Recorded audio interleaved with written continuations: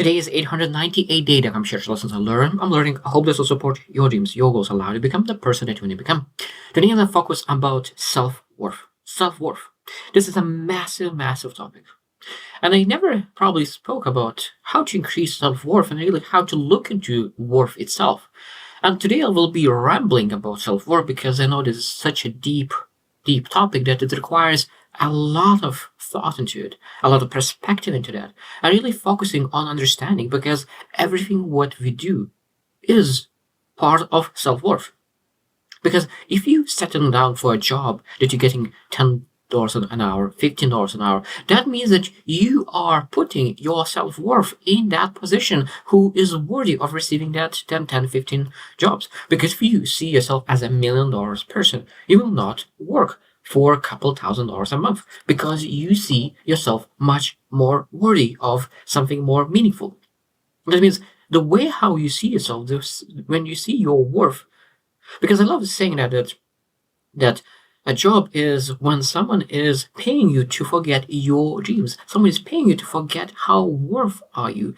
You're worthy of amazing things, but because you do not see that, you don't see how much worth you bringing to life.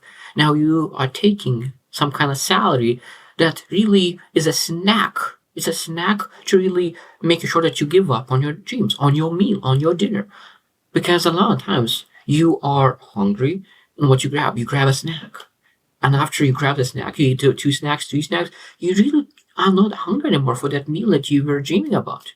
So it's very, very dangerous to be hungry at the same time because when you're hungry, sometimes you just look for a bad place to find that hunger.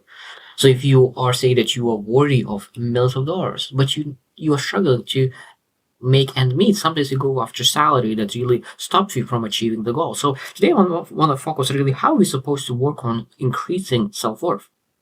I think that first is really we need to understand that we need to reflect on ourselves and really looking into the positives. What are the positives? What are the strengths, values, intentions that we have for our lives? Because sometimes intentions is the first step.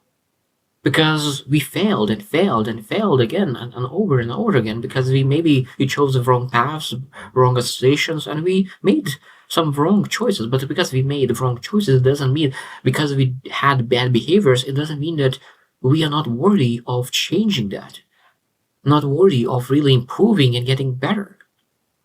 Because we are worthy of changing, even though that you maybe failed 5, 10 years ago, 10 years in a row. You're worthy to change, improve, get better, and really making sure that you are moving towards something. And self-reflection, understanding what is your strengths, what is your values, what is your intentions, are very, very important to understand your self-worth. Number 2 is set goals. Setting goals is very, very important because now you understand what is your short-term goals, what is your long-term goals. And when you start to really break those massive goals into short-term goals and you really going after them and making things happen, those small incremental achievements is building your energy and self-worth all the time as well. Now, of course, we need to understand that we never attach our self-worth into achievements, but we put our self-worth in the process of making things happen. But at the same time, those achievements gives the energy necessary to really make sure that we are working towards that process. Because the process is that makes us better, not the results. The process makes us better, not the results. So that means we're supposed to fall in love with the process. And the results are giving us the energy to really keep going with the process and really have that self-worth. Because I truly believe that self-worth is in the process. Number 3 is a feedback.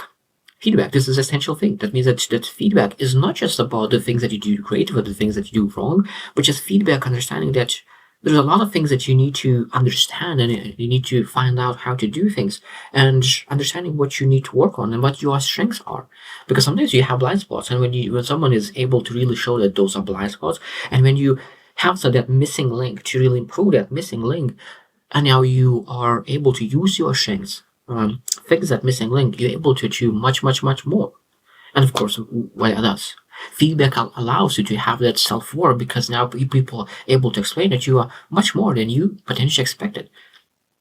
Because a lot of times when I think about relationships as well, that people have relationships based on their self-worth. If you do not feel that you're worthy of an amazing person, you will not find an amazing person because you not feel below it. It will self-sabotage. That's why the self-sabotaging is a massive topic, because people who do not feel worthy of something, they will self-sabotage and will not receive. Even though they're worthy of it, but they don't feel worthy, and they will sabotage everything. It could be career, it could be business, it could be relationships. So self-worth is determining what kind of decisions do you make to really make sure that you are getting what you want. It might be that you want that so bad. You want so bad, but your worthiness, because you do not feel worthy of it, you self-sabotage the things that you really, really want. So it's a very, very interesting topic. Number 4 is skills and abilities. Again, you're able to really improve your self-worth by putting a process in place that really could allow you to improve your skills, abilities, and really making sure that you're able to achieve what you're worthy. You're worthy of millions of dollars. So you're worthy of having abundance in relationship, in health, and in money and wealth. And now, because you're worthy of that, of course, you will need to put process in place to really improve your skills and abilities that you could have relationships. Because having relationships requires a lot of skills and abilities to communicate and really share yourself in a communicate openly, conflict resolution, problem solving, a lot of skills that will be required in business, in relationships, in everything. So it means that when you feel worthy, you will invest in the process to get the skills and abilities. Number 5 is impact. This is massive because a lot of times people really want to feel that they are worthy, and a lot of times people feel worthy when they start really impacting other people. But of course, if you are not taking care of yourself, it's very hard to really give, because you're not able to give from empty cup. So you need to fill your cup with knowledge, wisdom, skills, abilities, with wealth, abundance.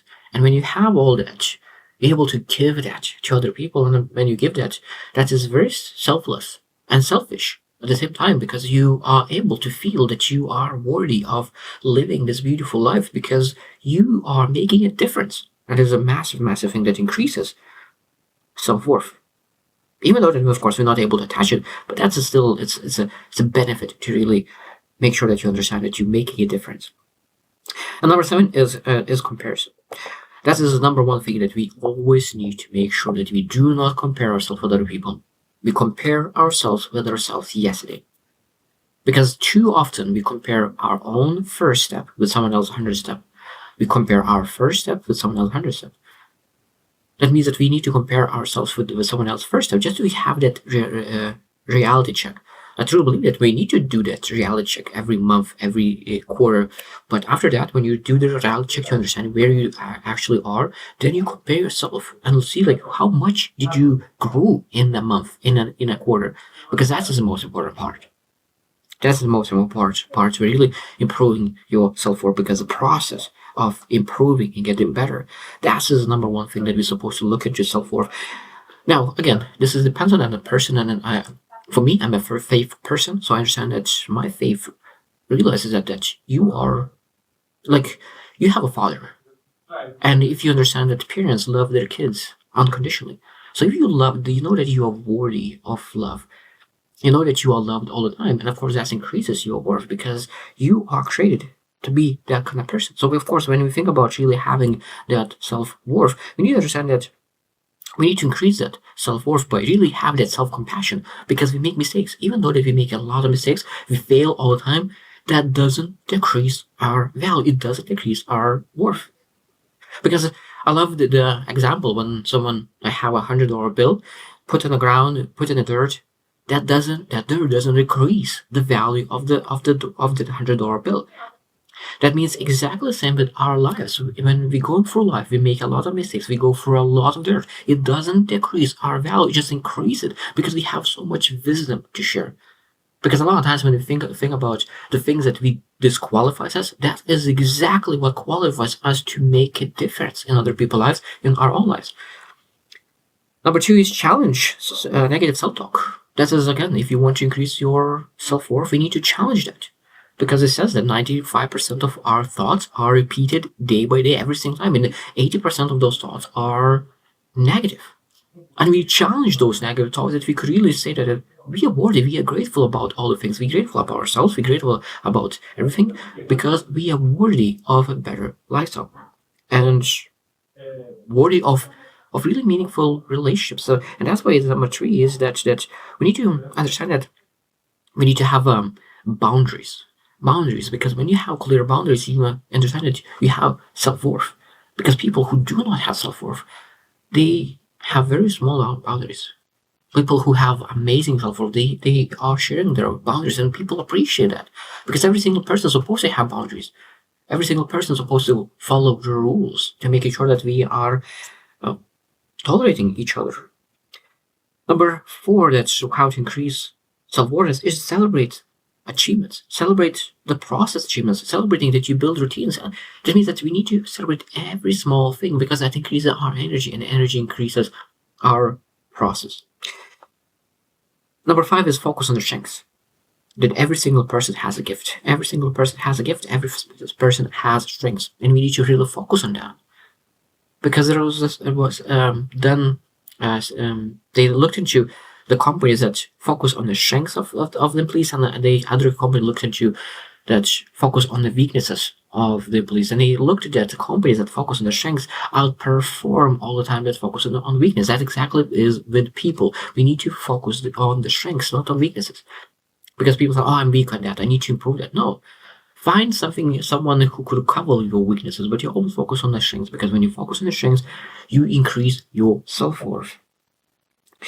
And again, we need to understand that we need to surround ourselves with people who have high self-worth, because if you're surrounded by people who have high self-worth, you see how they look at themselves, you are triggered to see yourself in a better view as well. So it's very, very important to understand that until you increase your internal worth, it's very, very hard to improve your external worth. Because, of course, we're able to improve our external worth by really developing the skill sets, developing the education, have the knowledge, have a really network, have the competences and reliability on different topics. That's are great to build that external worth. But a lot of times, that external worth will be diminished by our internal worth. So that means that when I think about our worth, so there's external worth, how people see you, and this is internal worth, how you see yourself. And until you increase your internal worth, it's very, very hard to increase your external worth, because at some point, both of them are at the same level. So I hope that you will reflect and say, like, how much worth do I see in myself? Because we need to understand that we have much, much, much, much more worth that we give credit for ourselves. And you start need to work on increasing the self-worth, because when you increase the self-worth, we understand how much worthy we are, how much abundance we're supposed to have in our lives, and working towards that abundance is the one of the key aspects of life. We need to abundance in relationships, abundance in health, abundance in wealth, abundance in everything that we see around ourselves. So I hope you will choose to win, and see you tomorrow.